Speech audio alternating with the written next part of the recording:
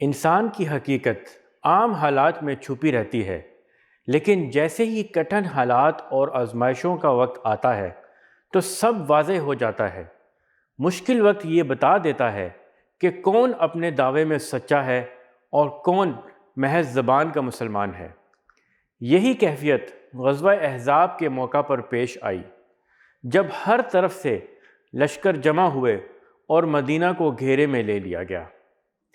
ارشاد باری تعالیٰ ہے، اور سچے مومنوں کا حال اس وقت یہ تھا کہ جب تم نے حملہ آور لشکروں کو دیکھا تو پکار اٹھے کہ یہ وہی چیز ہے جس کا اللہ اور اس کے رسول صلی اللہ علیہ وسلم نے ہم سے وعدہ کیا تھا۔ اللہ اور اس کے رسول کی بات بالکل سچی تھی۔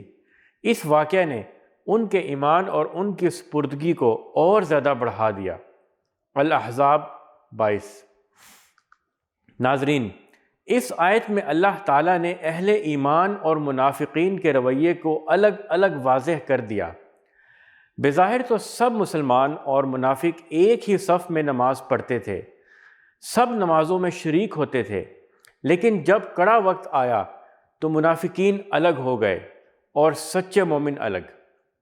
اس موقع پر معلوم ہوا کہ اللہ اور اس کے رسول صلی اللہ علیہ وسلم کے حقیقی وفادار کون ہیں اور محض نام کے مسلمان کون۔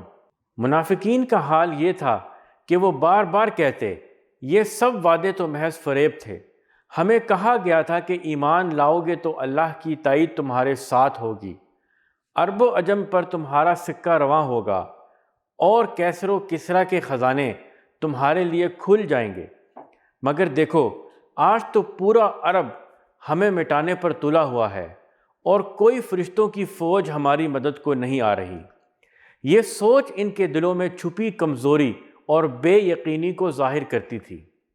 اس کے برعکس صادق الایمان مسلمانوں نے انہی حالات کو اللہ اور رسول صلی اللہ علیہ وسلم کے وعدوں کی تصدیق سمجھا۔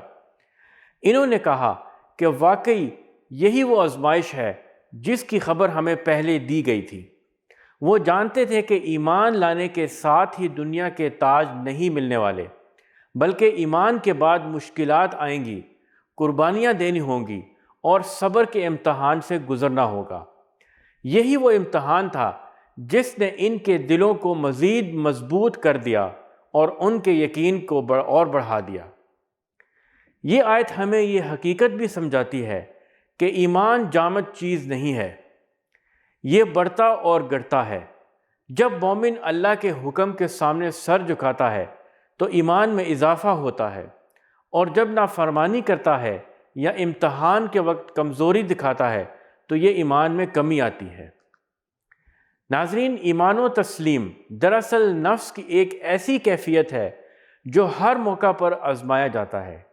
کبھی دین کسی چیز کا حکم دیتا ہے، کبھی کسی سے روکتا ہے، کبھی جان و مال اور خواہشات کی قربانی مانگتا ہے۔ جو شخص سر جھکا دے اس کا ایمان بڑھتا ہے، اور جو ہٹ درمی کرے اس کا ایمان گھٹتا ہے۔ اسی کیفیت کے فرق نے اس موقع پر مومن اور منافق کو الگ الگ کر دیا۔ اسی لیے یہ بات اچھی طرح سمجھ لینی چاہیے کہ ایمان محض زبانی دعوے کا نام نہیں، بلکہ عملی استقامت کا تقاضا کرتا ہے۔ یہ خلوص، اطاعت اور قربانی چاہتا ہے۔ جس قدر اخلاص اور اطاعت بڑھتی ہے، ایمان بلند سے بلندتر ہوتا ہے، اور اگر کمی آ جائے تو ایمان تنزل کی طرف چلا جاتا ہے۔ اے اللہ، ہمیں سچے مومنوں کے راستے پر ثابت قدم رکھ، ہر آزمائش میں ہمارے دل کو ایمان کی روشنی سے بھر دے، اور ہمیں دنیا اور آخرت میں کامیابی عطا فرما۔ آمین یا رب العالمین۔